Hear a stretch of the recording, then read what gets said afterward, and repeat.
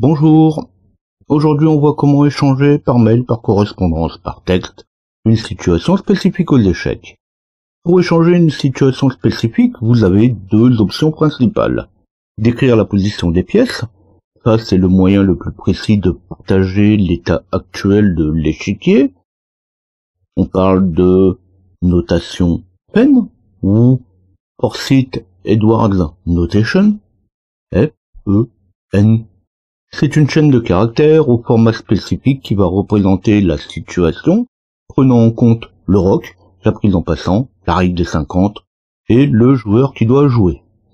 La seconde solution est de décrire une séquence de coups. On parle de notation PGN. Ça, j'en ai déjà parlé un petit peu dans une autre vidéo, mais il faut que j'en fasse une avec la description exacte de ce qu'est le PGN. Alors c'est encore plus compliqué finalement que la notation Fenn. Alors voici juste toutes les explications pour le Fenn. La Fenn sert surtout à échanger des situations spécifiques, lorsqu'il est difficile de remonter au premier coup de la partie, quand c'est une situation prise en exemple et qui n'est pas issue d'une partie. Je ne donne pas tous les cas possibles, mais c'est bien pratique. La notation Fenn est une chaîne de caractères qui décrit la position de toutes les pièces, en commençant par la rangée 8, de gauche à droite, avec des slash pour séparer les différentes rangées.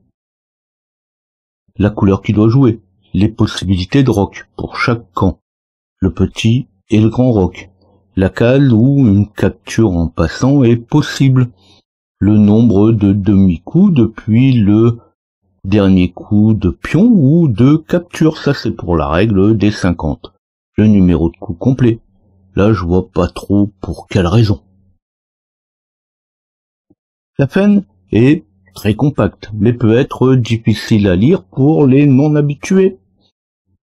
La plupart des logiciels d'échecs peuvent importer ou exporter des positions en Fenn, du coup c'est quand même plus facile. Dans un premier temps, on décrit les 64 cases de l'échiquier, en commençant par la première ligne des noirs, du haut à gauche vers la droite, avec chaque pièce nommée R pour Rook, la tour, N pour le Knight, le cavalier, B, Bishop pour le fou, Q pour la reine, K pour le roi, King, et on continue, B pour le fou, N pour le cavalier, R pour la tour et P pour les différents pions. Suivant que on parle des noirs, on mettra les lettres en minuscules et on mettra les lettres en majuscules pour les blancs. Ce que ça peut donner par exemple, eh bien tout simplement la ligne que je vais afficher au passage, donc la ligne de départ avec le R, N, B, Q, K, B, N, R. Par exemple, ça c'est la première ligne en haut.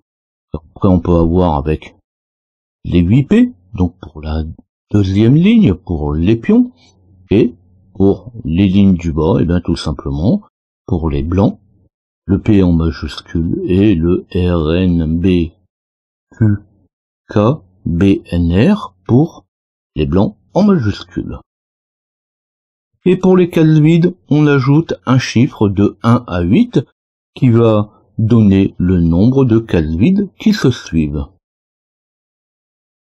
Si sur une ligne j'ai 2 cases vides et un pion et 5 cases vides derrière, j'aurai 2 P, 5, P minuscule si c'est un pion noir, P majuscule si c'est un pion blanc. Enfin, chaque ligne va être séparée par un slash. Alors même si j'ai déjà donné 3 exemples qui n'ont rien de réel, puisqu'il manque la moitié des pièces, je vais donner quelques exemples après, qui là, pour le coup, seront des vraies situations de jeu. Donc après les 64 cases de l'échiquier, suit, séparé par un espace, la couleur qui doit jouer, W pour les blancs et B pour les noirs.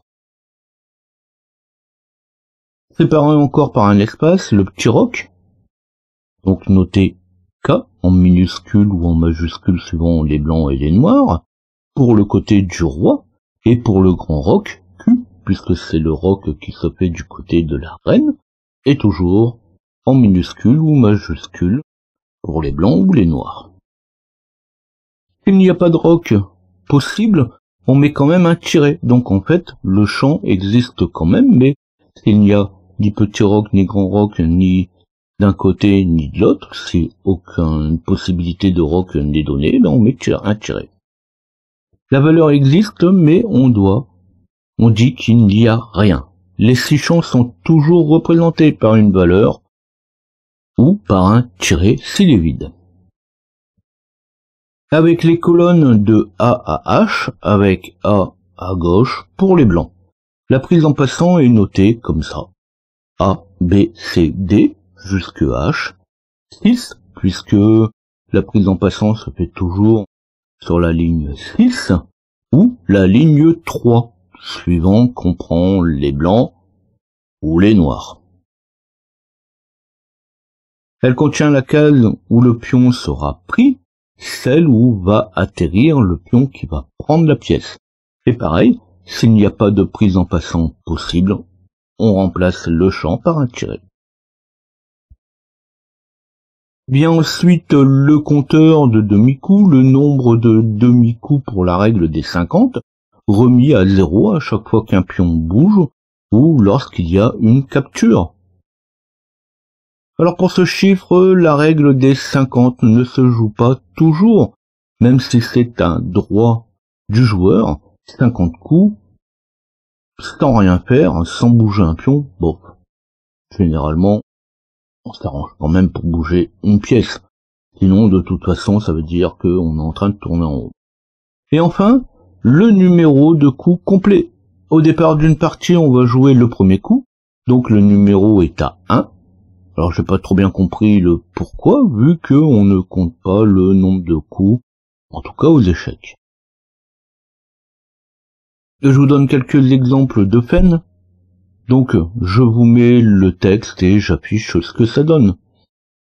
Je ne commente pas, ce n'est pas vraiment utile dès lors qu'on a le visuel en même temps. Prenez le temps de regarder et de bien en comprendre le principe.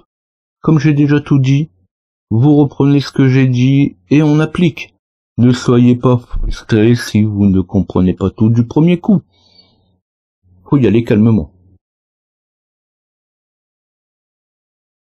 Après, si vous avez tous ces lignes, n'hésitez pas à passer. Dans le cas contraire, n'hésitez pas non plus à mettre en pause, le temps de vérifier, confirmer, trouver pourquoi telle ou telle situation.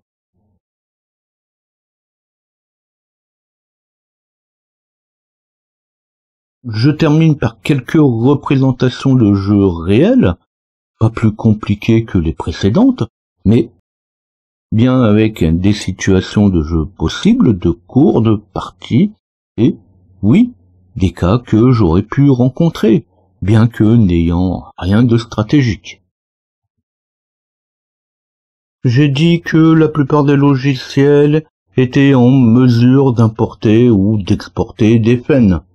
Alors quand je joue sur un jeu physique, je ne m'amuse pas à prendre la position pour la mettre dans un logiciel. Il est donc bien utile de savoir quand même comment c'est fait, comment c'est calculé. J'avoue que la règle des 50, je mets souvent à 0 et le numéro de coup, pareil, je mets à 1. De toute façon, quand on recharge la configuration, on n'a pas l'historique des coups précédents. Pour la prise en passant, c'est aussi rare que je me foule. C'est déjà rare, en plus pour se retrouver avec dans un Fen, il faut quand même bien le chercher. Bon, maintenant, vous allez pouvoir mettre vos Fen dans les questions, c'est aussi un peu pour ça que j'ai fait cette vidéo. Si c'est des questions, des remarques ou des suggestions, c'est au même endroit. Likez. Maintenant que vous allez pouvoir échanger vos situations. Sinon, abonnez-vous. Vous avez le logo qui apparaît à la fin de la vidéo, il suffit de cliquer dessus.